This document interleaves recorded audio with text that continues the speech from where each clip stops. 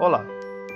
Hoje nós vamos falar sobre história da matemática, mais especificamente sobre a sua introdução. Bem, a matemática começou a ser desenvolvida pelo ser humano muito antes de haver uma civilização. Isso porque o ser humano sempre possuiu habilidades naturais para pensar noções quantitativas, como é o exemplo de muito e pouco, grande e pequeno e lento e rápido. Com o passar do tempo, o processo de civilização trouxe novos desafios sociais e econômicos, o que contribuiu para o início de um pensamento matemático mais complexo, estimulando assim o homem a pensar numericamente. Seu primeiro passo para uma matemática não intuitiva foi o processo de contagem, graças à capacidade humana de analisar conjuntos e noções de ordem, o que foi feito inicialmente utilizando as partes do corpo como ferramenta de contagem. Essas práticas no universo numérico, que possibilitaram métodos de contagem, contribuíram para que a matemática surgisse como campo de conhecimento nas primeiras civilizações, sendo a primeira conhecida como o berço da civilização humana, Mesopotâmia. E foi graças a problemas de natureza econômica e comercial que os primeiros conhecimentos matemáticos surgiram nela, problemas como câmbio de moedas e trocas de mercadorias. Além disso, assim como na Mesopotâmia, as necessidades práticas também foram estímulo para o desenvolvimento da matemática em outra civilização oriental, o Egito. Isso porque o aperfeiçoamento da engenharia, assim como hoje, dependia principalmente do conhecimento matemático.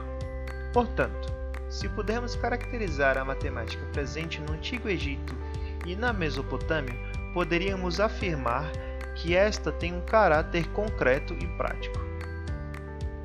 Apesar disso, a civilização antiga que desempenhou o papel mais significativo na construção da matemática, tal como a conhecemos hoje, foi a civilização grega, que fez com que a matemática deixasse de ser um conjunto de resultados empíricos e passasse a ter um formato de uma ciência organizada, ou seja, essencialmente abstrata. O primeiro a iniciar seus estudos matemáticos na Grécia foi um homem conhecido como Tales de Mileto, que reuniu conhecimentos da astronomia, geometria e teoria dos números, além de fundar a escola ioniana. Seus conhecimentos foram oriundos de suas viagens à Mesopotâmia e ao Antigo Egito, resultante de suas atividades mercantes. Em suas buscas, Tales foi responsável pelas primeiras ações no sentido de organizar a geometria como estudo abstrato e dedutivo. A escola ioniana, no entanto, perdeu gradativamente sua importância e foi superada pela escola pitagórica, cujo fundador óbvio foi Pitágoras. Sua escola dava destaque a 4 campos do saber: aritmética, música, geometria e astronomia. Além disso, Pitágoras dava aos números inteiros o poder de descrever o mundo, mas apesar de interessante, essa concepção sofreu um grande abalo com a descoberta das grandezas incomensuráveis. Exemplo: raiz de 2 que não pode ser descrita como múltiplos inteiros, isso porque a ideia da existência dos números irracionais ainda não havia surgido à tona, e como resultado, ocorreu pela primeira vez na história uma crise nos fundamentos matemáticos. Como resultado dessa crise, ocorreu um levante popular que provocou a destruição do Templo de Pitágoras, fazendo com que sua irmandade deixasse de existir como um grupo ativo e organizado. No entanto, as ideias pitagóricas ainda assim influenciaram muitos pensadores. Dentre os mais populares que citaremos aqui foi um homem conhecido como Platão. Enquanto isso, o mundo helênico mudava gradativamente, se estruturando em cidades, também conhecidas como polis, que graças à sua autonomia estatal permitiu surgir um sistema democrático que seria responsável pela consolidação de debates públicos, que por sua vez estimulou o compartilhamento de conhecimentos e sistema de pensamentos, criando um incentivo para a formação da filosofia. Graças a isso, Atenas se tornaria palco da maior contribuição contribuição para a estruturação da matemática na Grécia Antiga.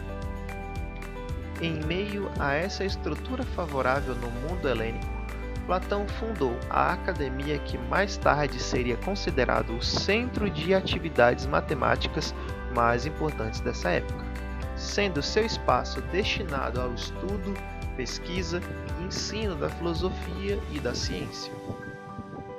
E dentre os grandes nomes que estudaram na academia de Platão, temos um homem conhecido como Eudoxo, que mais tarde se transformaria no maior matemático e astrônomo de sua época, e em suas buscas contribuiu para o cálculo de comprimento, área e volume de figuras curvilíneas através do método de exaustão, que hoje se acabou por se tornar elemento importante para o desenvolvimento do cálculo diferencial integral.